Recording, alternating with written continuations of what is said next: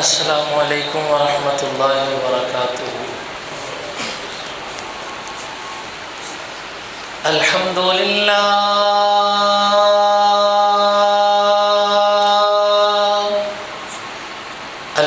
للہ نحمده ونستعینه ونستغفره ونؤمن به ونتوكل عليه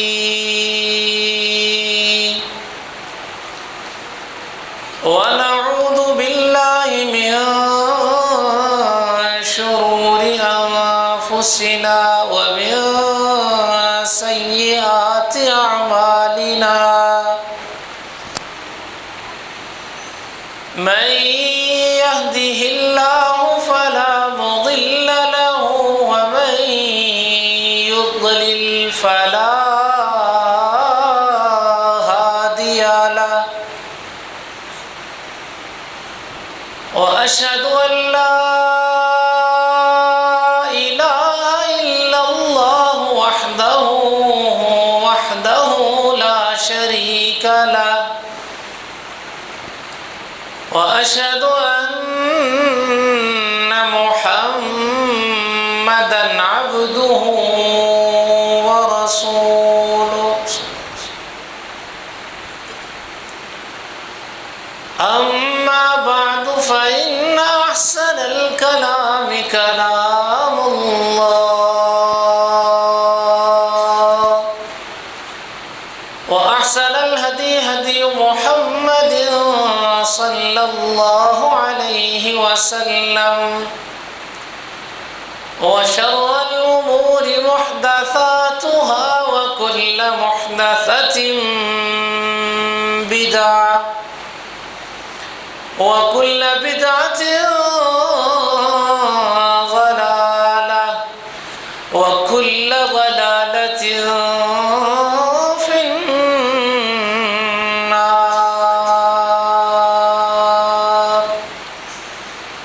اللهم صل على محمد وعلى آل محمد كما صليت على إبراهيم وعلى آل إبراهيم إنك حميد مجيد. اللهم بارك على محمد وعلى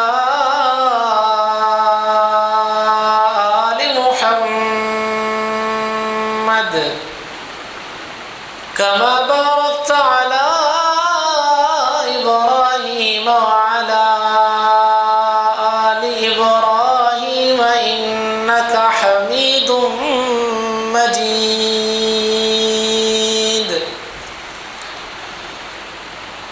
رب اشرح لي صدري ويسر لي أمري واحلل عقدة من لساني يفقه قولي. رب زدني علما رب زدني عملا رب زدني فهما.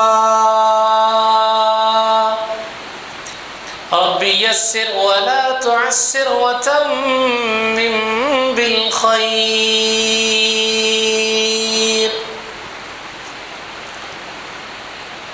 أعوذ بالله السميع العليم من الشيطان الرجيم.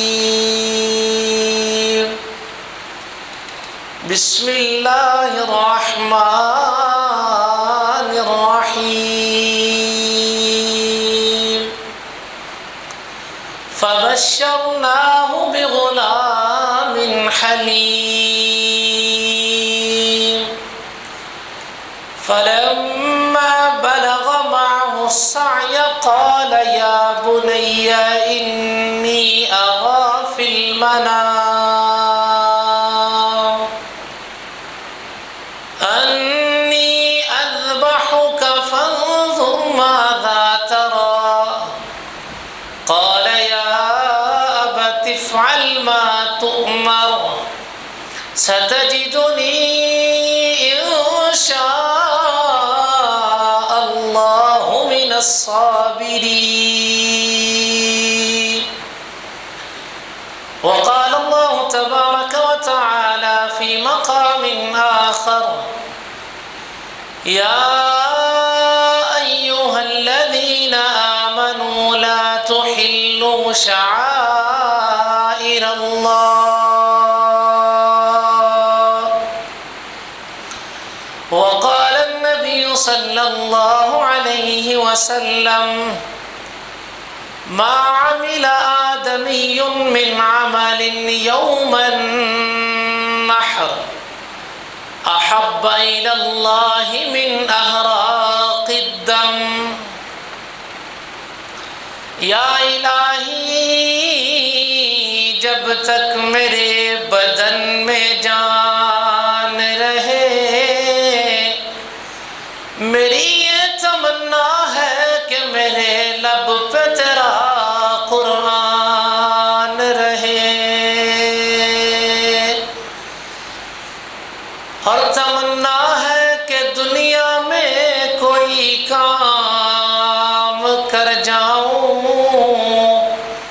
اگر توفیق مل جائے تو خدمت اسلام کر جاؤں۔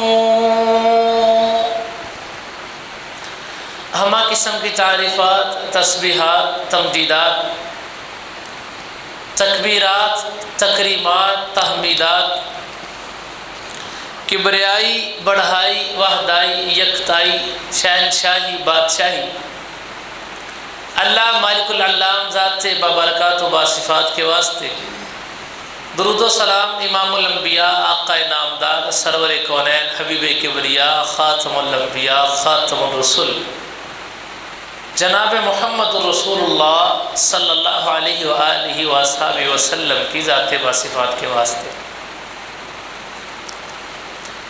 اللہ رب العالمین نے کائنات میں اپنی ربوبیت، اپنی الوہیت، اپنی عظمت اور اپنا مقام بیان کرنے کے لیے کچھ چیزیں بطور نشانی رکھی ہوتی ہیں، جن کو دیکھ کر یا جس موقع پہ پہنچ کر اللہ رب العالمین کی یاد آتی ہے، اس کی تعظیم کا خیال انسان کے ذہن میں آتا ہے، اس کی بڑھائی کا خیال انسان کے دل و دماغ میں اجاگر ہوتا ہے۔ اور اس کا مقصد یہ ہے کہ چونکہ انسان بھولنے والا ہے، انسان ہے، تو اسے کچھ ظاہری چیزوں کے ذریعے اللہ رب العالمین کی پہچان، اس کی یاد دہانی بار بار کروائی جائے،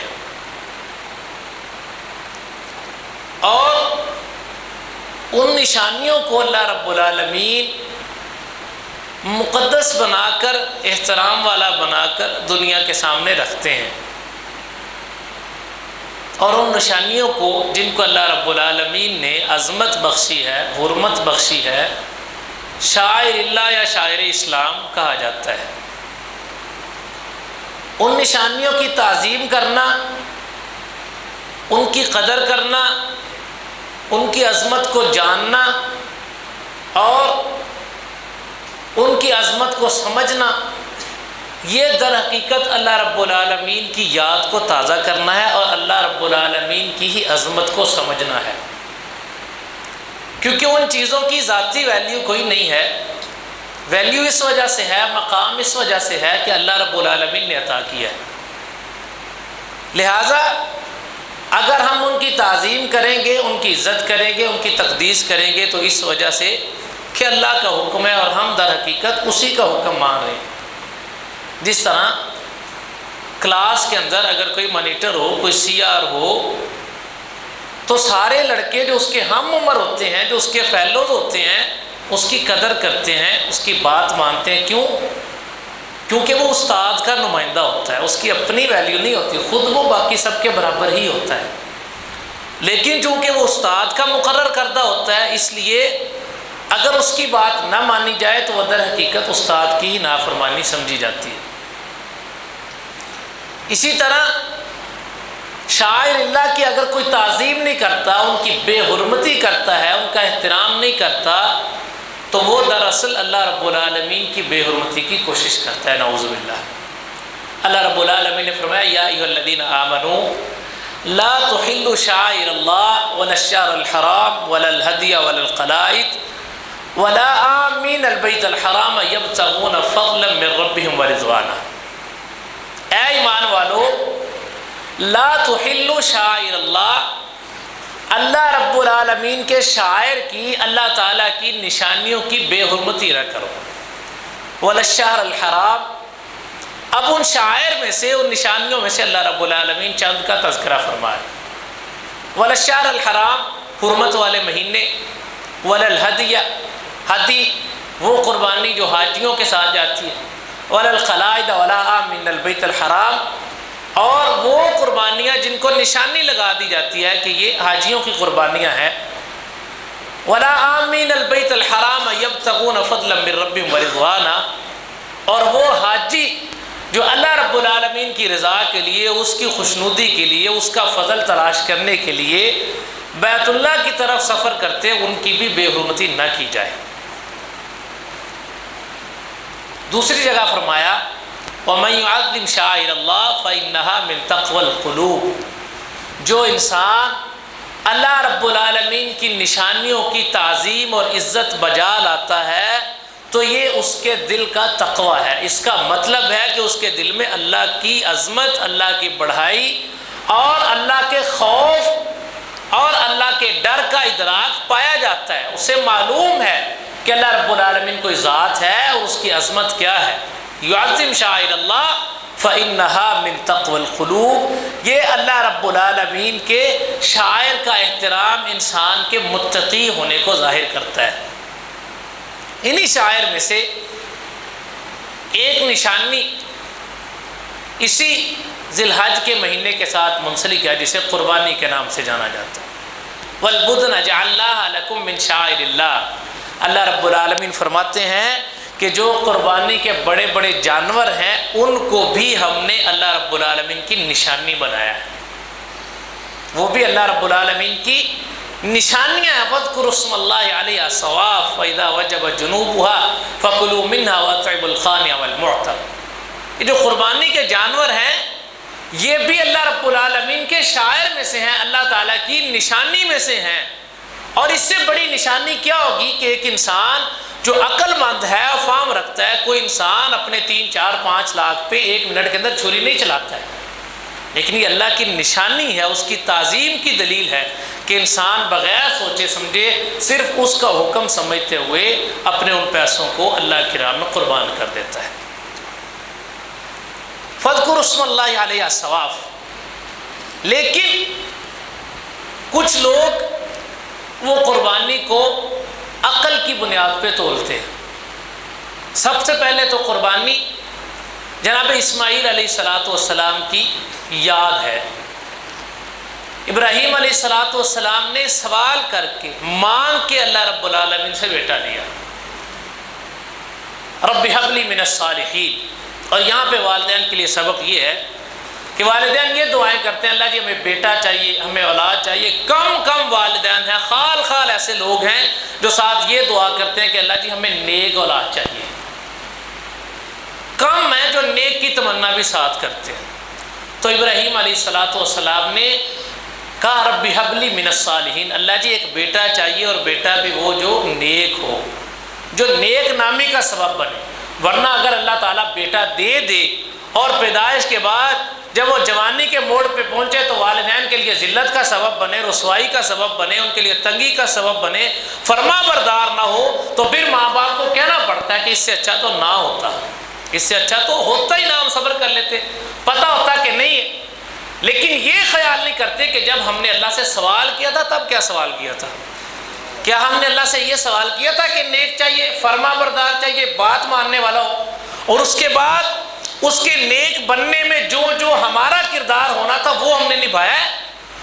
اس کو نیک بنانے میں جو ہماری ذمہ داریاں تھیں وہ ہم نے نبھائی ہیں؟ کیا ہم اس کے سامنے نماز پڑھتے نہیں ہیں؟ کیا ہم نے اس کے سامنے اللہ رب العالمین کی عبادت کی ہے؟ کیا ہم نے اس کے سامنے اپنے والدین کا کہا مانا ہے؟ کیا ہم نے اس کے سامنے اپنے والدین کی فرما برداری کی ہے؟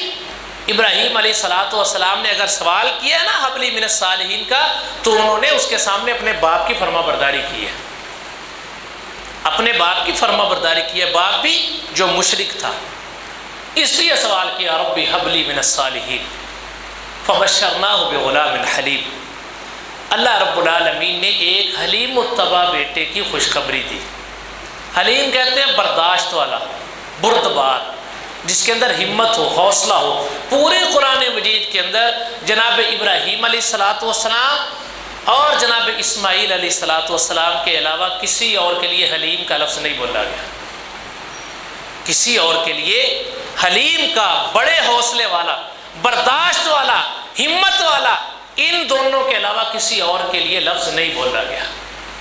اسی لیے اللہ رب العالمین نے اللہ کے رسول صلی اللہ علیہ وسلم پر جب تنگیاں آئیں، آزمائشیں آئیں، تو ان کو ابراہیم علیہ السلام کی مثال دی تھی کہ آپ پر تو کچھ بھی آزمائش نہیں آئی ہے، میں نے اپنے نبیوں سے اپنے بیٹوں کی گردنوں پہ چھریاں بھی چلوائی ہیں۔ اس لیے اللہ رب العالمین نے فرمایا فبشرناہ بغلام حلیم، ہم نے جناب ابراہیم علیہ السلام کو ایک حلیم الطبع، ایک برداشت والے بیٹے کی خوشخبری دی۔ فلما بلغ معہ السعی، بیٹے کی پرورش کی، اچھی پرورش کی، اس کی تربیت کی، اور ساتھ اس کے لیے دعائیں کی، رب اجعلنی مقیم الصلاۃ ومن ذریتی ربنا وتقبل دعا۔ یہ بھی بہت کم والدین کو توفیق ہوتی ہے، اولاد کو ڈانٹتے ہیں، اولاد کو برے کاموں سے منع کرتے ہیں، لیکن جب اپنی ذمہ داری نبھا لیتے ہیں، اس کے بعد اگلی ذمہ داری ہوتی ہے کہ اللہ کے ہاں دعا کریں کہ اللہ جی میں نے اپنا حق ادا کر دیا ہے، اب آپ کے ذمے ہے کہ جو میں نے باتیں اس کو سمجھائی ہیں وہ اس کے دل میں ڈال دیں، یہ ان پر عمل پیرا ہو جائے۔ کم والدین ہیں جو خصوصی طور پر اپنی اولادوں کے لیے دعائیں کرتے ہیں، جیسے ابراہیم علیہ السلام نے کہا رب اجعلنی مقیم الصلاۃ ومن ذریتی ربنا وتقبل دعا، اللہ جی مجھے اور میری اولاد کو نماز قائم کرنے والا بنا دے۔ سوچیں کہ ہماری دعاؤں میں یہ دعا شامل ہوتی ہے کہ اللہ جی میری اولاد کو نمازی بنا دے، مجھے نمازی بنا دے۔ کاروبار کی دعائیں ہوتی ہیں، مستقبل کی دعائیں ہوتی ہیں، امتحان میں پاس ہونے کی ہوتی ہیں، ترقی کی دعائیں ہوتی ہیں، فلاں سے بڑھ جائے ہوتی ہیں، عزت کی ہوتی ہیں۔ کون ہے جو دعا کرتے ہیں کہ اللہ جی مجھے بھی نمازی بنا دے، میری اولاد کو بھی نمازی بنا دے؟ ابراہیم علیہ السلام نے بچپن سے تربیت کی اور ساتھ دعائیں کی اللہ رب العالمین سے۔ فلما بلغ معہ السعی، تربیت کے بعد جب بچہ جوانی کی عمر کو پہنچا، اتنی جوانی کو کہ اپنے والدین کا ہاتھ بٹانے کے لیے تیار ہو گیا، بلغ معہ السعی، ابراہیم علیہ السلام کے ساتھ دوڑنے لگا، ان کے ساتھ چلنے لگا، ان کا ہاتھ بٹانے لگا، ان کے کام کاج کرنے لگا۔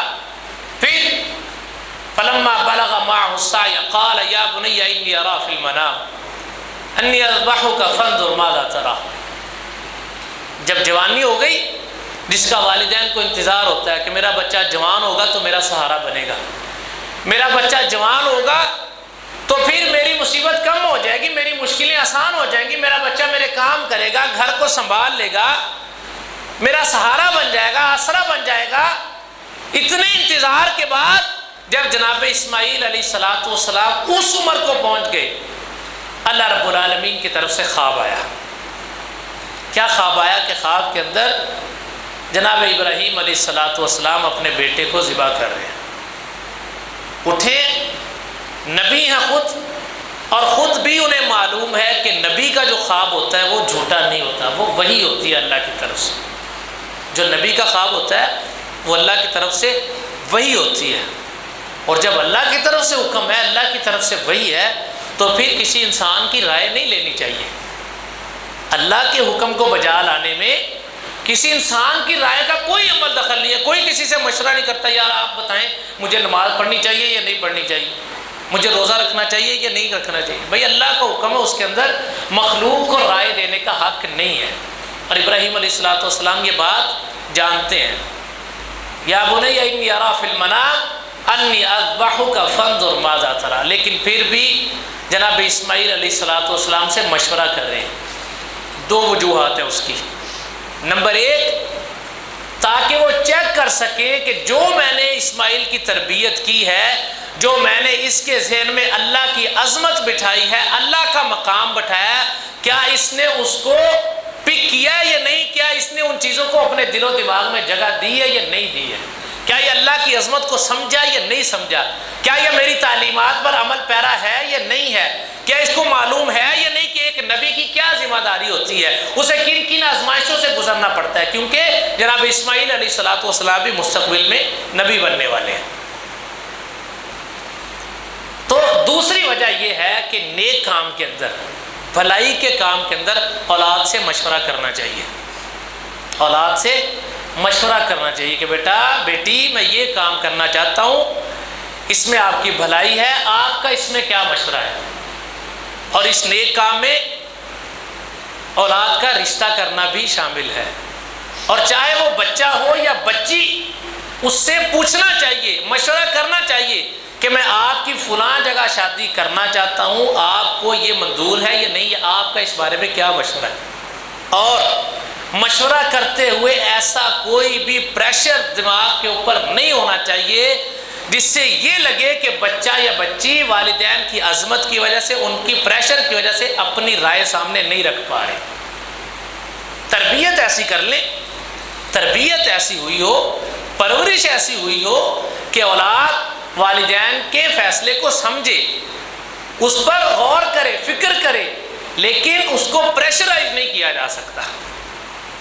کیا بتفعل ما تؤمر، جب بیٹا جناب اسماعیل علیہ السلام جیسا ہو، انہوں نے یہ نہیں کہا کہ ابا جی یہ تو خواب ہے، یہ کون سا حقیقت ہے، یہ نہیں کہا کہ ابا جی سوچ لیں یا میں ایک دفعہ سوچ لوں، مجھے کچھ ٹائم چاہیے۔ فانظر ماذا ترى، بیٹا کیا مشورہ ہے؟ یا ابت افعل ما تؤمر، ابا جی جو آپ کو حکم دیا گیا کر گزرے، جو آپ کو حکم دیا گیا۔ بیٹا بھی جانتا ہے کہ میرا باپ نبی ہے اور اس کا خواب اللہ کی طرف سے حکم ہے، وہی ہے، وہ صرف خواب نہیں ہے۔ یا ابت افعل ما تؤمر ستجدنی ان شاء اللہ من الصابرین، ابا جی آپ مجھے صبر کرنے والا پائیں گے، آپ کو بھی تکلیف نہیں ہونے دوں گا، آپ کو بھی ٹینشن نہیں ہونے دوں گا، ایسی حرکتیں نہیں کروں گا، کمزوری نہیں دکھاؤں گا کہ مجھے دیکھ کر آپ کا دل پگھل جائے۔ ستجدنی انشاءاللہ من الصابرین، اللہ کے حکم سے آپ مجھے صبر کرنے والا پائیں گے، آپ کو محسوس تک نہیں ہونے دوں گا۔ فلما اسلم وتلہ للجبین، اللہ رب العالمین فرماتے ہیں جب دونوں باپ بیٹے نے اللہ رب العالمین کی فرما برداری کی، وتلہ للجبین، اور ابراہیم علیہ السلام نے اپنے بیٹے کو پیشانی کے بل لٹا لیا۔ ونادیناہ یا ابراہیم، ہم نے آواز دی، قد صدقت الرؤیا، ابراہیم آپ اپنی آزمائش میں کامیاب ہیں، آپ نے اپنے خواب کو سچ کر کے دکھایا ہے، آپ نے اللہ رب العالمین کی فرما برداری کر کے دکھائی ہے، اس لیے اللہ رب العالمین نے فرمایا وَإِبْرَاهِيمَ الَّذِي وَفَّى أَلَّا تَزِرُ وَازِرَةٌ وِزْرَ أُخْرَىٰ، ابراہیم میرا وہ بندہ ہے جس نے میرے ساتھ وفا کر کے دکھائی ہے۔ قد صدقت الرؤيا إنا كذلك نجزي المحسنين إن هذا لهو البلاء المبين، اللہ رب العالمین فرماتے ہیں کہ ہم نے خود اعلان کیا کہ ابراہیم یہ آپ کی آزمائش تھی اور آپ نے اپنے خواب کو سچ کر کے دکھایا۔ اور جناب اسماعیل علیہ السلام پیشانی کے بل لیتے ہیں، سی نہیں کی اپنے منہ سے، یہ نہیں کہا کہ ابا جی مجھے تکلیف ہوگی، یہ نہیں کہا کہ ابا جی آپ میری جان کے دشمن ہیں، یہ نہیں کہا ابا جی آپ میری گردن پہ چھری چلانے والے، یہ نہیں کہا ابا جی آپ کو میرے ساتھ پیار نہیں ہے، بلکہ باپ کا ساتھ دیا ہے کہ اگر اللہ کا حکم ہے تو ابا جی میں آپ کے ساتھ ہوں۔ یہ فیضان نظر تھا یا کہ مکتب کی کرامت تھی؟ سکھایا کس نے اسماعیل کو آداب فرزندی؟ جناب ابراہیم علیہ السلام کو کس نے سکھایا کہ بیٹا ایسے بنا جاتا ہے، فرما برداری ایسے کی جاتی ہے، حکم ایسے بجا لایا جاتا ہے۔ اللہ رب العالمین کے حکم کے آگے اپنی آرزو کو، اپنی خواہش کو، اپنی تمنا کو ایسے قربان کیا جاتا ہے۔ اور پھر اللہ رب العالمین نے صلہ کیا دیا، وَفَدَيْنَاهُ بِذِبْحٍ عَظِيمٍ، اللہ رب العالمین فرماتے ہیں ہم نے اس اسماعیل کے بدلے آسمان سے، جنت سے، فَدَيْنَاهُ بِذِبْحٍ عَظِيمٍ، ایک عظیم قربانی اسماعیل کے فدیے کے طور پر بھیج دی کہ اسماعیل کو چھوڑ دیا جائے، اس کے فدیے میں یہ قربانی ذبح ہو جائے۔ اور اس سے اگلا صلہ، وَتَرَكْنَا عَلَيْهِ فِي الْآخِرِينَ، ہم نے بعد میں آنے والوں کے لیے اس عمل کو زندہ رکھا اور لازم کر دیا کہ یہ میرے خلیل علیہ الصلوۃ والسلام کی، میرے ذبیح اللہ علیہ الصلوۃ والسلام کی سنت ہے، لہذا رہتی دنیا تک اس سنت کے اوپر عمل کیا جائے گا۔ وَتَرَكْنَا عَلَيْهِ فِي الْآخِرِينَ، ہم نے بعد میں آنے والوں کے لیے اس یاد کو تازہ کرنے کے لیے مقرر کر دیا۔ اب یہاں سے سمجھ آتا ہے کہ جس عمل کو جس چیز کو بطور یاد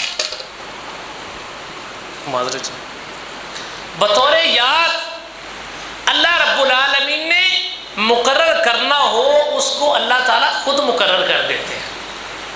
انسانوں کو حق نہیں ہے کہ ہر چیز کی سالانہ یاد منائیں، ہر موت کا سالانہ عرس منائیں، ہر شادی کی سالانہ اینیورسری منائیں، ہر پیدائش کی سالانہ خوشی منائیں۔ انسانوں کو حق نہیں ہے۔ اللہ رب العالمین کے قرآن میں اور رسول اللہ صلی اللہ علیہ وسلم کی حدیث میں، دین اسلام میں اگر یہ تصور ہی نہ ہوتا پھر ہم کہہ لیتے کہ چلو انسان ہے خوشی منا سکتے ہیں، لیکن سالانہ خوشی کا تصور قرآن مجید کے اندر ہے، اور جس کا ہے اس کا اللہ تعالیٰ نے ذکر کر دیا۔ وَتَرَكْنَا عَلَيْهِ فِي الْآخِرِينَ، کہ یہ میرے خلیل کی قربانی تھی جس کو میں زندہ رکھنا چاہتا تھا، میں نے بعد میں آنے والوں کے لیے بھی اسے ثابت رکھا ہے۔ اس کا مطلب کہ سالانہ خوشی کا تصور ہے، اگر اس کے علاوہ کوئی اور ہوتا تو اس کو بھی اللہ تعالیٰ مقرر کر دیتے۔ یہ وہ واقعہ ہے جس کی یاد میں اور قرآن کے حکم میں ہم سالانہ قربانی کرتے ہیں، لیکن کچھ لوگ وہ قربانی کو عقل کی بنیاد پر تولتے ہیں۔ سب سے پہلے یہ دیکھیں کہ اسلام میں عقل کا دائرہ کار کیا ہے۔ اسلام میں عقل کا دائرہ کار کیا ہے؟ کچھ چیزیں ایسی ہیں جن کو دیکھ کر انسان کی عقل ان کو تسلیم کرتی ہے، جیسے وضو کا حکم ہے، اور وضو کے بارے میں رسول اللہ صلی اللہ علیہ وسلم نے فرمایا ہے کہ اس سے انسان کو پاکی حاصل ہوتی ہے، انسان کو طہارت حاصل ہوتی ہے۔ عقل اس کو تسلیم کرتی ہے، بات سمجھ میں آتی ہے، اور ساتھ فرمایا کہ جیسے جیسے انسان وضو کرتا ہے اس کے گناہ صاف ہوتے ہیں۔ عقل تسلیم نہیں کرتی، عقل اس کو تسلیم نہیں کرتی کہ ایک گناہ ہے، ماضی میں کیا ہوا ہے، اور اس کے اثرات انسان کے دل کے اوپر ہے، اور وضو سے وہ صاف ہو جائے۔ اسی طرح آسمان ہے، بغیر کسی سہارے کے ہوا میں کھڑا ہے، عقل اس کو تسلیم نہیں کرتی ہے، لیکن اللہ رب العالمین نے کر کے دکھایا ہے۔ اس کا مطلب یہ ہے کہ کسی چیز کے حق ہونے کے لیے اس کا نظر آنا ضروری نہیں ہے۔ کچھ چیزیں نظر آتی ہیں، کچھ چیزیں نظر نہیں آتی۔ جس طرح شعور ہے، عقل ہے، وہ انسان کو نظر نہیں آتی۔ اب ان عقل پسندوں سے کوئی پوچھے کہ اگر مجھے آپ کی عقل نظر نہیں آ رہی تو کیا میں آپ کو بے وقوف سمجھوں؟ کیا میں آپ کو نابلد سمجھوں؟ کیا میں آپ کو احمق سمجھوں؟ اگر آپ یہ کہتے ہیں کہ مجھے جو چیزیں نظر نہیں آتی میں ان کو تسلیم نہیں کرتا، تو مجھے آپ کی عقل نظر نہیں آتی، آپ کا شعور نظر نہیں آتا، آپ کا فہم نظر نہیں آتا، تو کہ میں آپ کو بے فہم سمجھوں، بے عقل سمجھوں، بے وقوف سمجھوں؟ ایسا نہیں ہے۔ اللہ رب العالمین نے قرآن مجید کے اندر جگہ جگہ عقل کو استعمال کرنے کا حکم دیا ہے۔ افلا تعقلون، افلا یتدبرون، افلا تتفکرون، تم غور و فکر نہیں کرتے، تم تدبر نہیں کرتے، تم عقل سے کام نہیں لیتے۔ لیکن اس کی ایک حد بندی ہے کہ جو چیز عقل استعمال کرنے سے سمجھ میں آ جائے اس کو عقل کے ذریعے تسلیم کر لیں، اور جو چیز سمجھ میں نہ آئے اس کو اللہ رب العالمین کا حکم سمجھ کر تسلیم کر لیں۔ اور اس مسئلے میں عقل پسندوں کے رد کے لیے جناب علی رضی اللہ تعالیٰ عنہ کو جو قول ہے وہ آخری کیل ہے اس تابوت کے اندر۔ لو کان الدین بالرأی لکان اسفل الخف اولا بالمس من اعلی، کہ اگر دین عقل کے مطابق ہوتا تو موزوں کی نیچی والی سائڈ سے مسح کیا جاتا، اوپر والی سائڈ سے نہ کیا جاتا۔ عقل کا یہ تقاضا ہے کہ مٹی نیچے لگتی ہے تو نچلے حصے سے مسح کیا جائے۔ لو کان الدین بالرأی، اگر دین عقل کے مطابق ہوتا تو ایسا ہوتا، لیکن دین کیا ہے؟ اللہ کے حکم کا نام ہے، اللہ کے رسول کی فرما برداری کا نام ہے۔ جب انہوں نے حکم دے دیا کہ مسح اوپر سے کرنا ہے تو مسح اوپر سے کرنا ہے۔ عقل کا ایک دائرہ کار ہے، ہر اس چیز کو تسلیم کرنا ضروری نہیں ہے جس کو عقل تسلیم کرے، اور ہر اس چیز کو رد کرنا بھی ضروری نہیں ہے جس کو عقل رد کر دے، جو انسان کی نظر میں نہ آئے، جو انسان کی سمجھ میں نہ آئے۔ اسی لیے جو لبرل طبقہ ہے جو لبرل سوچ رکھنے والے لوگ ہیں وہ ہر چیز کو عقل کی بنیاد پہ تولتے ہیں، اور جب عقل کی بنیاد پہ تولتے ہیں تب وہ قربانی کے اوپر اعتراضات کرتے ہیں، وہ قربانی کے اوپر اعتراضات کرتے ہیں کہ یہ قربانی درست نہیں ہے، یہ پیسے کا ضیاع ہے، اس کے اندر کوئی فائدہ نہیں ہے۔ لیکن سب سے پہلے تو یہ کہ انسان کا جو دین ہے وہ عقل کی بنیاد پر نہیں ہے۔ دین کیا ہے؟ اللہ رب العالمین کے حکم کا نام ہے۔ مسلمان کے لیے یہ ہے کہ جب اللہ رب العالمین کا حکم آ جائے تو اس کو تسلیم کر لے۔ جب اللہ نے فرما دیا وَتَرَكْنَا عَلَيْهِ فِي الْآخِرِينَ، ہم نے ابراہیم علیہ السلام کے اس واقعے کو، اس قربانی کو بعد میں آنے والوں کے لیے بطور نشانی زندہ رکھا ہے، تو مسلمان کا کام یہ ہے کہ اس کو تسلیم کر لے۔ لیکن ملحد لوگ، الحاد پرست لوگ، بے دین لوگ جو ہر چیز کو عقل کی بنیاد پہ تولتے ہیں، جن کے نزدیک دین نام کی کوئی چیز نہیں ہے، جن کے نزدیک ہر وہ چیز حق ہے جو نظر آتی ہے اور عقل میں آتی ہے، اور ہر وہ چیز باطل ہے جو عقل میں نہیں آتی اور نظر نہیں آتی ہے، انہیں کیا لگے کہ اللہ نے کیا فرمایا ہے اور انہیں اس سے کیا سروکار کے قرآن میں کیا ہے؟ ان کو تو عقل کی بنیاد پہ جواب چاہیے۔ اگر آپ ان کے سامنے یہ کہیں گے وَفَدَيْنَاهُ بِذِبْحٍ عَظِيمٍ وَتَرَكْنَا عَلَيْهِ فِي الْآخِرِينَ کہ ابراہیم علیہ السلام کی ایک نشانی ہے جس کو اللہ نے زندہ رکھا ہے اس لیے ہم قربانی کرتے ہیں، تو وہ کہیں گے ہم اللہ کو ہی نہیں مانتے، ہم تو اللہ کو ہی نہیں مانتے۔ پہلی بات تو یہ ہے، تو اس کے حکم کو ماننا تو بات کی بات ہے نا، میں اللہ کو ہی نہیں مانتا، مجھے قربانی کا جواب چاہیے، قربانی کا جواب چاہیے جس کو میری عقل تسلیم کرے، اور اس بنیاد پر وہ طرح طرح کے اعتراضات کرتے ہیں۔ ان اعتراضات میں سے سب سے پہلا اعتراض جو ان کا سب سے پسندیدہ ہے وہ یہ ہے، آپ نے سوشل میڈیا کے اوپر انسانیت کا درد رکھنے والے کچھ لوگ دیکھے ہوں گے، اور دیکھنے میں، سننے میں، پڑھنے میں بڑے پیارے جملے لگتے ہیں کہ دین تو بات کی چیز ہے، اصل چیز تو انسانیت ہے، اصل چیز تو انسانیت ہے، اصل چیز تو درد دل ہے۔ اب اس سے کیا مراد ہے کہ اگر کسی انسان کے دل میں انسانیت کے لیے درد ہے، اگر کوئی دوسرے کا ہمدرد ہے تو وہ دین کو نہ بھی اپنائے تو وہ مکمل انسان ہے، اس کا مطلب یہ ہے۔ اور اس کا دوسرا مطلب یہ ہے کہ اگر کوئی نماز بھی پڑھتا ہے، روزہ بھی رکھتا ہے، حج بھی کرتا ہے، لیکن وہ کسی انسان کے ساتھ صحیح نہیں ہے، کسی انسان کے لیے ہمدردی نہیں رکھتا، تو اس کا سارا کچھ ضائع ہے۔ حالانکہ ایسا نہیں ہے، ان چیزوں کا ثواب اپنی جگہ ہے، اس چیز کا گناہ اپنی جگہ ہے، لیکن وہ اس کے ذریعے سے انسانیت کو دین کے اوپر برتری دیتے ہیں، اور جملے ایسے استعمال کرتے ہیں جو دیکھنے اور سننے میں بڑے مثبت نظر آتے ہیں، بڑے اچھے نظر آتے ہیں، لیکن ان کے پس پردہ بہت سی دقیق اور باریک چیزیں ہوتی ہیں جو آپ کے اسلام کو ٹھوکر مار رہی ہوتی ہیں، لیکن انسان کو محسوس تک نہیں ہوتا ہے۔ اب یہ دیکھیں کہ کتنا پیارا اور خوبصورت جملہ ہے کہ قربانی کے اوپر اتنا پیسہ لگانے سے اچھا ہے کہ کسی غریب کی بیٹی کی شادی کر دی جائے، کسی غریب کا کاروبار سیٹ کر دیا جائے، کسی کا ہاتھ بٹا دیا جائے، کسی کی پریشانی حل کر دی جائے۔ قرآن مجید اور اللہ رب